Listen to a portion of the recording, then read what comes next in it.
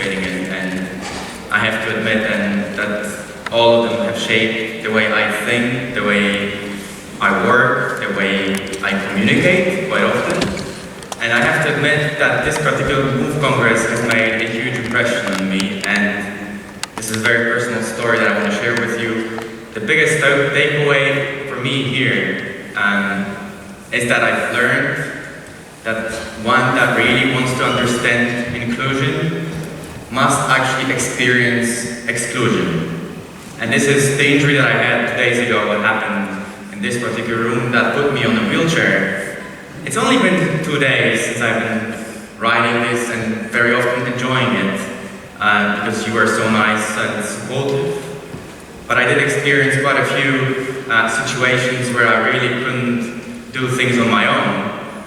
And then thinking, how do you make physically inactive or people with disabilities or kids with disabilities physically active? That must be a great challenge. So Jane, congratulations on your work, and I hope that will further develop.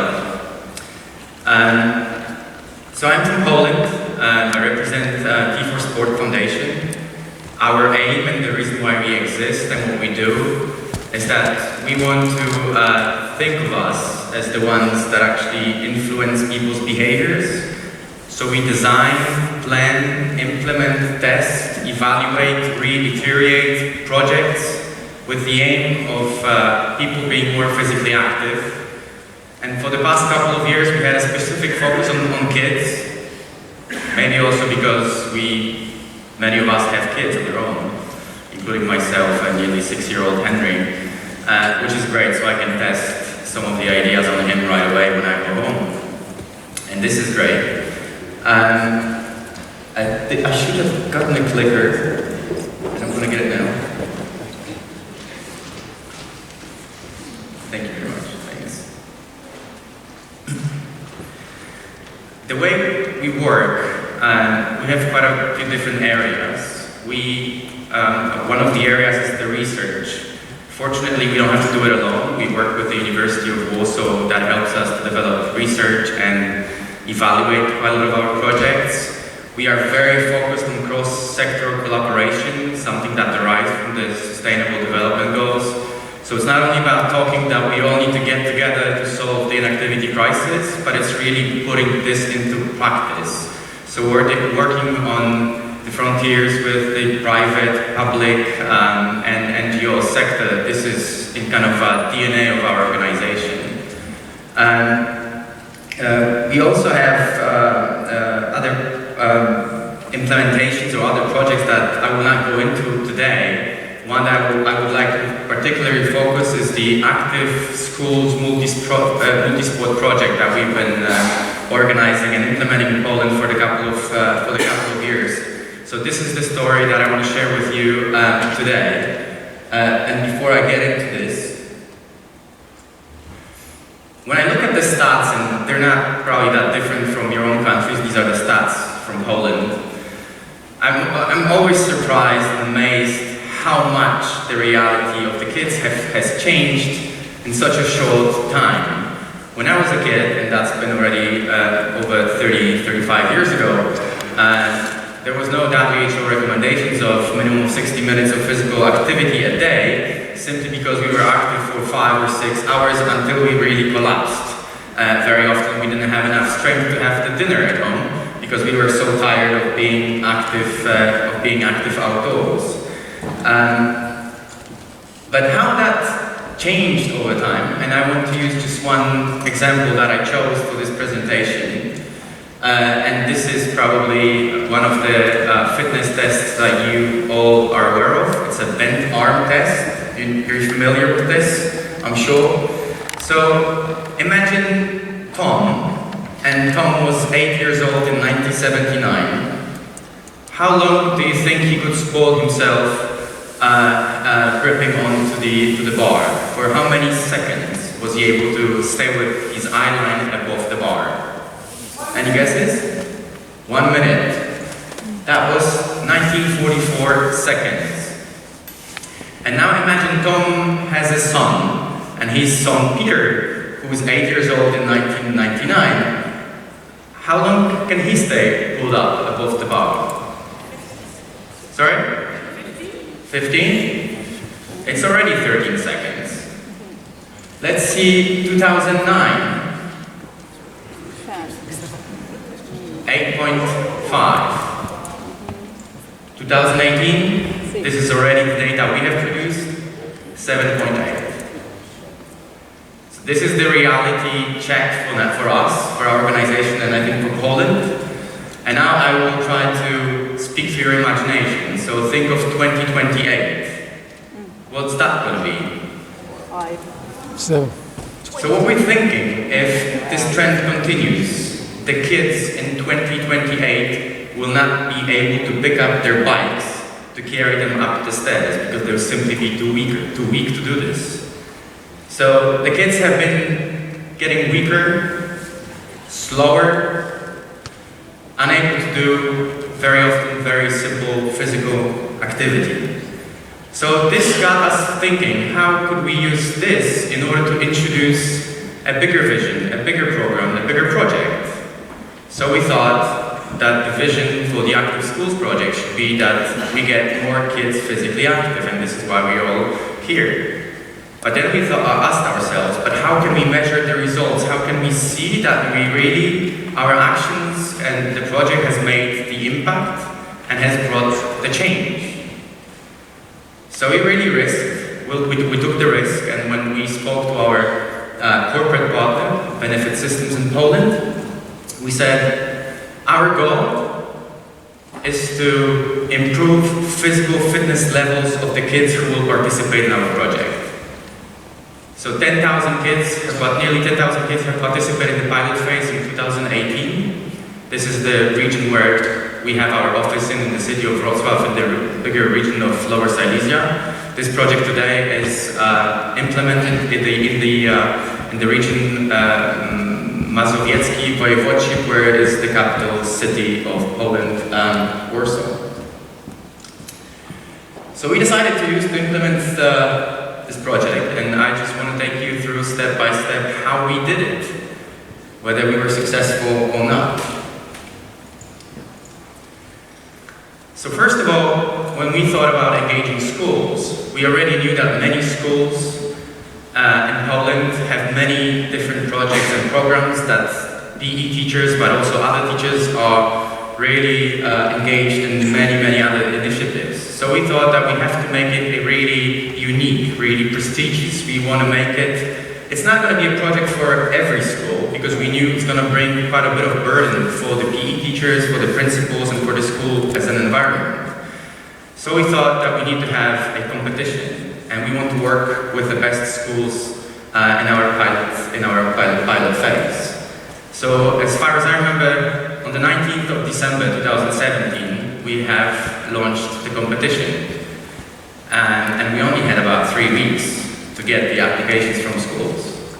And imagine 19th of December, being right before Christmas, New Year's Eve, schools being out, teachers being on holidays, vacation.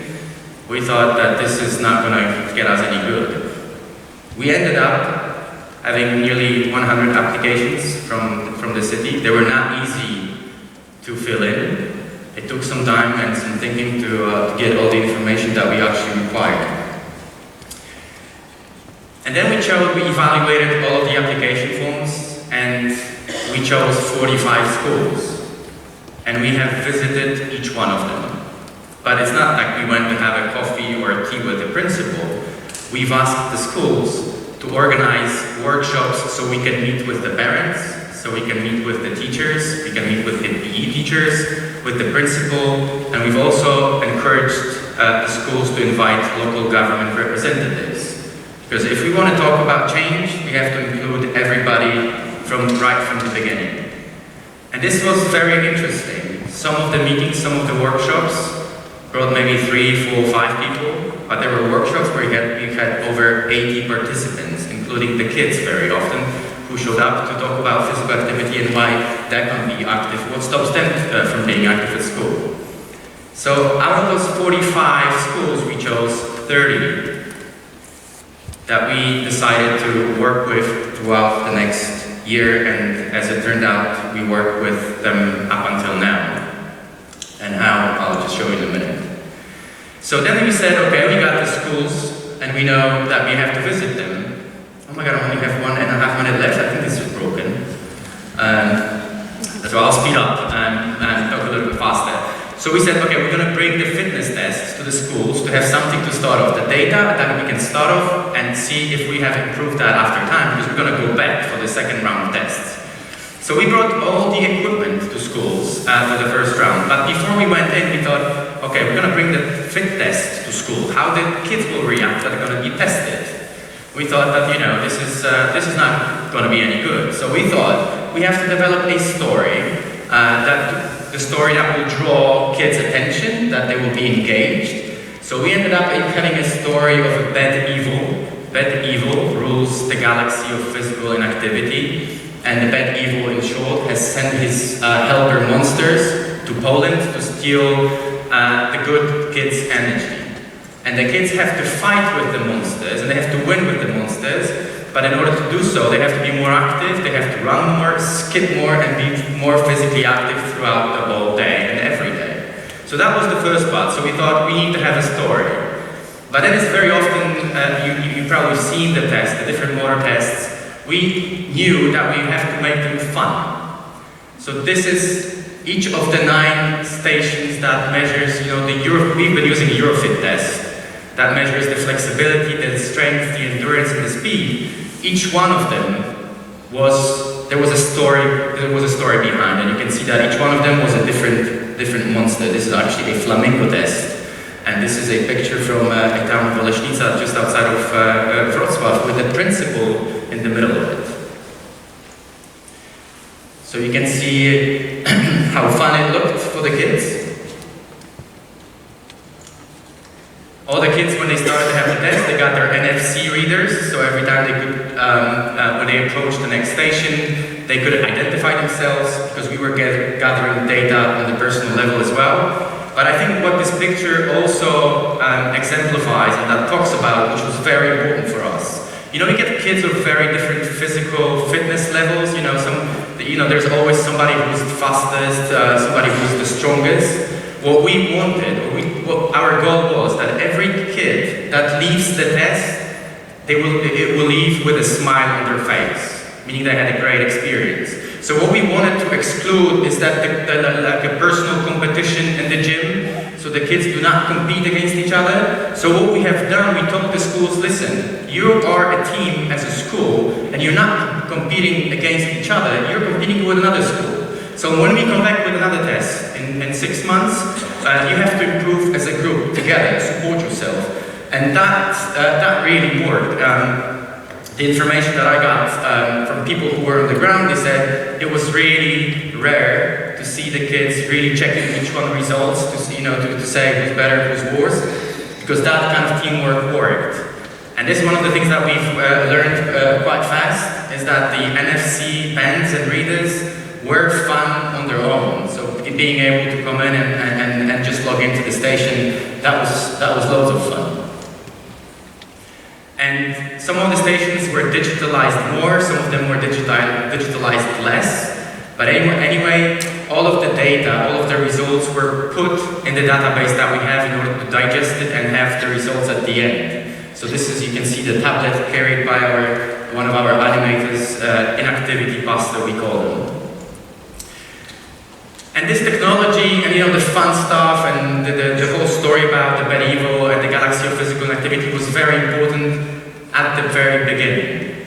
But as the test went by and the time went on, what was more important, it was the people who were actually helping the kids to get the tests done. This is one of our inactivity busters who worked with the kids and made sure they felt included, that they were happy. They very often played music, which up until then didn't happen quite often in the gym. And there's one story especially, and that reflects and connects to whatever Jamie, your presentation beforehand.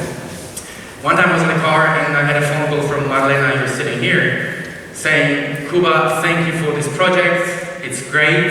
I love it. The inactivity busters are just wonderful. And I said, but tell me what exactly it means that they're wonderful. You know, they're young people employed to do their job properly.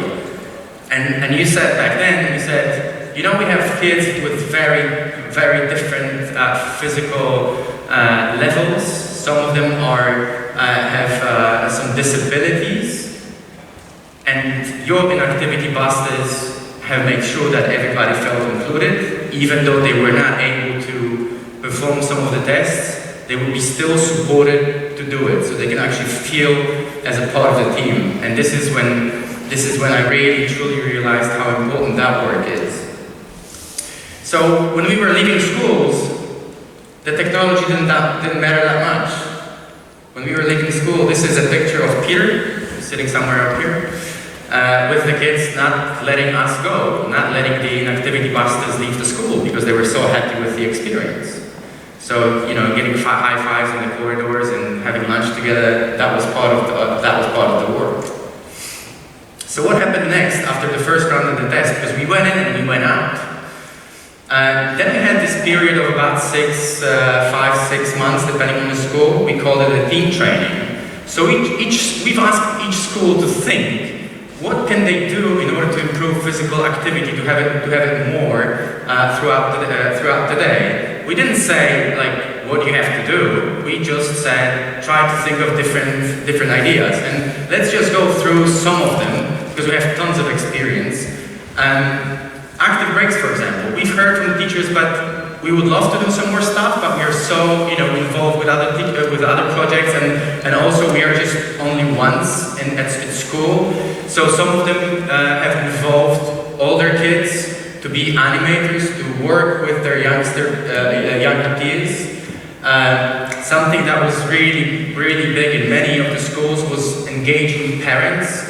You know, the PE teacher said, guys, I can do whatever happens at school, I have some ideas, but weekends are bad, because the kids go home and they just sit in front of the TV. So many of the teachers have thought about different competitions, so send us your active weekend pictures so we will post it somewhere and make an exhibition. And that worked pretty well.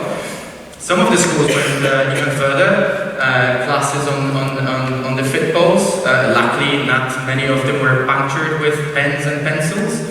I think it was only 1 or 2 cases that we've heard of.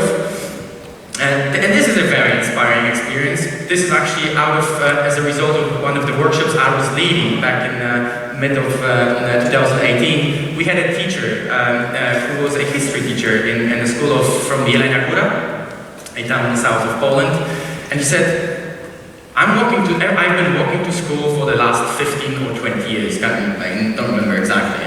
It's okay for me to pick up kids on the way, so the parents can drop them off and I walk them to school so they get enough of exercise so they can turn their brains on before they sit in a class. So we thought that's a good idea. So we said, why don't the kids design a map with the bus stops where the parents could drop the kids off so the teacher can pick them up and take them to school. And that worked. It started with 3 or 4 kids and then that developed. And this is the proof that the map. So we thought we'll design an active transportation ticket for the kids. So every time the teacher would have that child, that pupil, stamp their ticket so they were active on the way to school. Many of the schools said, okay, we want our kids to be active. I'm sure you all know about the experiment Professor Jakub done in the University of Illinois about the passive and active brain, depending where you were, whether you were active for the 20 minutes prior to that or no. So some of the schools have said, okay, we'll introduce some activities in the morning. If the kids they have to be driven to school, they can be active before the classes start. So this is the 6 months, and this is just a really tiny examples on what the schools have invented and done. And then this was the time for us to go back to schools and see whether anything has changed. So we did. And again, we had loads of fun. Kids had loads of fun, and activity busters had loads of fun. Our great coordinators had more information, were well prepared for the second round as well. This is what happened. So then it finished. We had the second round, we had the second tests. So what happened afterwards? Like the last thing is, so what are the results? What happened? Did we achieve any change? And at the end, when we got all the data in and we've asked our our expert from the University of Warsaw that has published and done loads of Eurofit tests. He came out with results. He called me and said, this is impossible. 86% of increase in terms of physical fitness of the kids of the schools, 86% of the schools who have participated. And one of the comments was that maybe it's so bad that it takes so little to change so much. And this is the lesson I've learned. For those who are more academic and would like to see more charts, more specific information, more tables, we have them as well. And it does not boil just to one thing. And this is the picture when we have had our closing conference with our spectacular coordinators at school. We call them our heroes, because at the end it wasn't us, it was them, for the 6 months period to implement different activities and make sure that the kids are physically active every single day. So I would like to kindly ask all the coordinators that are with us here today, please stand up. And the rest of us, please join me in the big round of applause.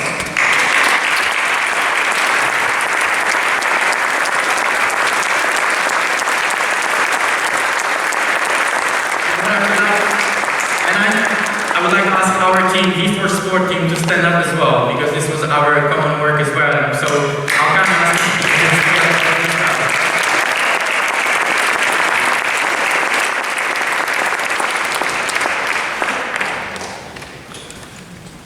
And yes, this is finally the last slide, and I want to thank you, but not just thank you for your attention up until now, but thank you in the sense that this project is somehow the result of the experience we've had and gained thanks to the event, just like the MOVE Congress.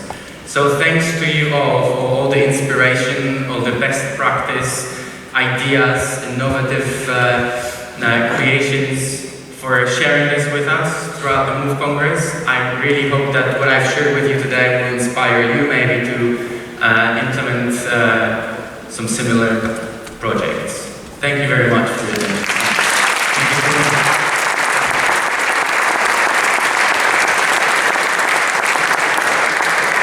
So, just to be, I have to, thank you, just to be